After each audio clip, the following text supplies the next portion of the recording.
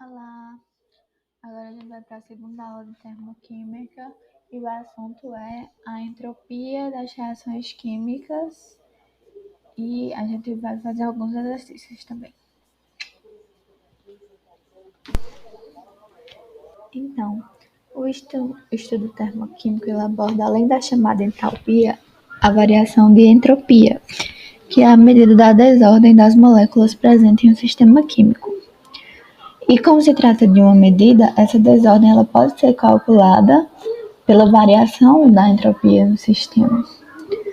A desordem do sistema pode ser mais bem entendida quando relacionamos aos estados físicos, como, por exemplo, quando a gente pensa no sólido, o estado das moléculas apresenta um menor grau de liberdade de movimento e, consequentemente, mais proximidade.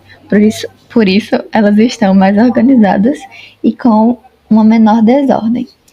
No líquido, o estado no qual as moléculas apresentam um grau de liberdade de movimento intermediário. Então, elas estão mais ou menos organizadas. Estão menos organizadas do que estavam sólidos, mas ainda há um grau de organização. E um grau de desordem maior, quando comparadas com o sólido. E o gasoso é o estado no qual as moléculas apresentam a ausência de agregação, e por isso elas têm um elevado grau de liberdade de movimento, consequentemente apresentam uma desordem elevada. O cálculo da variação da entropia de uma reação química é realizado para se determinar a espontaneidade, processo químico sem impedimento, de uma reação, ou seja, se ela irá ocorrer ou não. Essa espontaneidade está associada à energia livre de Gibbs e à variação de entalpia.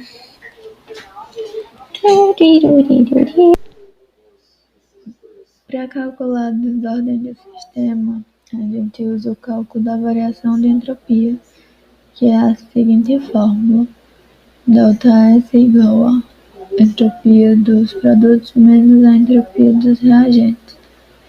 E a unidade de medida é caloria por Kelvin vezes mol, ou como está aqui, ficou desconfigurado, mas quando a gente tem um menos 1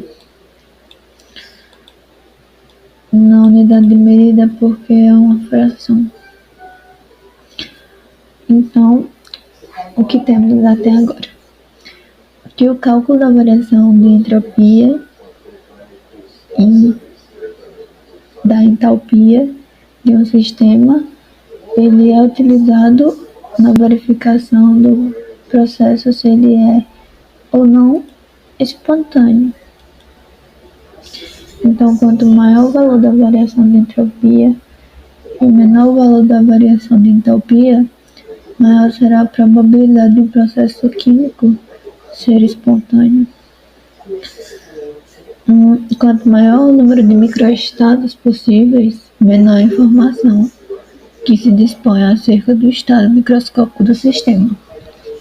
Assim, a teoria da informação define entropia como uma medida da falta de informação sobre a configuração interna de um sistema.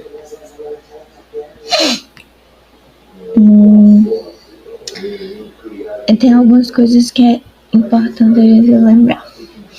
A primeira é que a variação de entalpia implica na quantidade de energia absorvida ou liberada, processos exotérmicos e endotérmicos,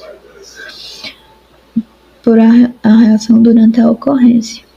E tem um fator novo que a gente vai se aprofundar mais no próximo vídeo, que é a energia livre de Gibbs, que é a quantidade de energia que sobra de uma reação após parte dela ter sido gasta para sua ocorrência e a outra parte ter sido utilizada para organizar o sistema. E para a resolução dessa fórmula da variação de entalpia, o ΔS igual a entalpia dos produtos menos entalpia dos reagentes, é fundamental o fornecimento dos valores das entropias de cada um dos participantes da reação. E sempre que a gente utiliza a fórmula ΔS para realizar o cálculo da variação, é importante a gente verificar a unidade de medida. Então, vamos para alguns exemplos. Então, o primeiro exemplo. O processo de fabricação do ácido sulfúrico envolve algumas reações químicas, as quais estão descritas abaixo. Aí a gente tem a formação do dióxido de enxofre, a formação do trióxido de enxofre a partir do dióxido de enxofre e a formação do ácido sulfúrico a partir do trióxido de enxofre. E a etapa global, ou final do processo, é obtida a partir da lei de Hess e é dado por S8 mais 12O2 mais 8H2O, que dá igual a 8H2SO4. Então, sabendo da entropia de cada participante da reação global, a gente vai determinar o valor da entropia da reação. Agora veremos nossos dados. O ΔS do S8, que é o primeiro elemento aqui dos produtos, é 255,2. Olha a unidade. Aí, a gente tem só um dele reagindo. Então, ele vai aparecer aqui no cálculo multiplicado por 1. No segundo, o ΔS da água é 69,9. E a gente tem 8 moléculas de água. Então, a gente vai multiplicar por 8 este valor, pelo coeficiente estequiométrico. E o O2 tem a entropia de 205,1 e aparece 12 vezes 12 moléculas. 12 é o número do estequiométrico do O2. Então, a gente vai multiplicar ele por 12. Resolva a continha aqui, daquela forma matemática, primeiro as multiplicações dentro dos parênteses, depois soma tudo e depois faz a subtração com o valor do ΔS do SH2SO4, que vai dar menos 2020,4 nessa unidade de medida.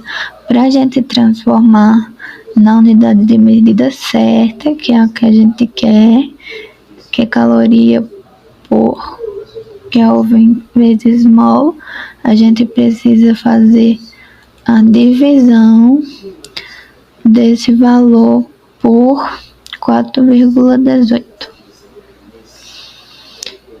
que vai dar... eu não lembro.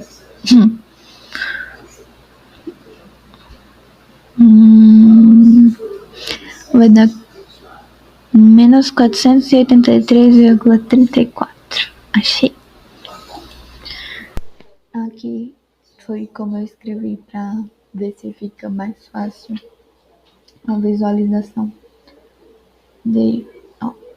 A gente tem 8 nos produtos e o elemento que a gente vai produzir. E aqui a multiplicação do valor da entropia dele. O mesmo para os reagentes. Aqui a gente tem apenas uma, aqui a gente tem os 12 e aqui 8 apenas. Aí, lembra que eu tinha mencionado a energia livre de Gibbs também? Então, a gente pode utilizar a fórmula dela para essa reação também. Aí, utilizando a fórmula de Gibbs, que a gente vai se aprofundar mais na próxima aula, a gente tem ΔG é igual a ΔH menos T vezes ΔS, sendo o ΔG a variação da energia livre de Gibbs, o ΔH a variação da entalpia, menos T a temperatura em que a reação está ocorrendo em Kelvin, e ΔS que é a variação de entropia. A gente tem uma coisa importante para se falar da questão anterior, que o valor da entropia foi negativo. E isso indica que a organização de átomos e moléculas no reagente é alta, ou seja, a reação, de uma forma geral, possui grande organização, indicando que será necessário realizar um trabalho sobre ela para que ela possa ser espontânea.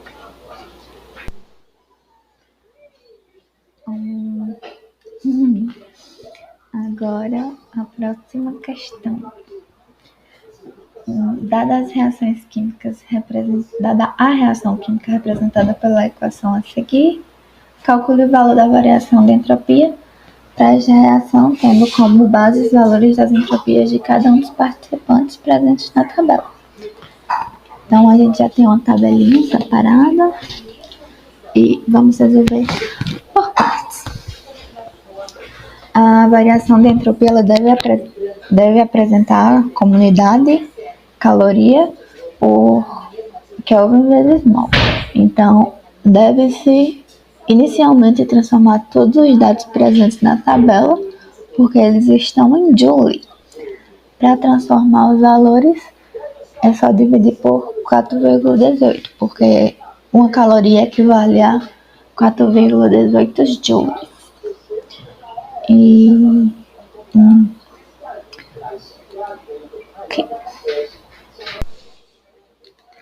E aqui a reação da conversão. A primeira a gente tem 94,6 joules por Kelvin por vezes mol. E ao realizar a divisão a gente fica com 22,63 calorias por mol vezes Kelvin. Para a água fica com 16,67. Para o NaOH fica com 15,35 e para o O2 fica com 49,04. E a gente vai começar a fazer o cálculo da entropia para os reagentes e depois para os produtos. Faz o somatório, se quiser fazer separado, e depois aplica a fórmula.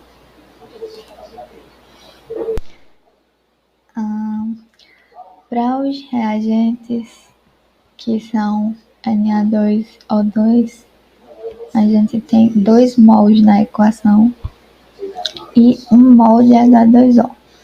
Logo, a entropia dos reagentes vai ser 2 vezes 22,63, que é a variação de entropia do N2O2 mais 16,67.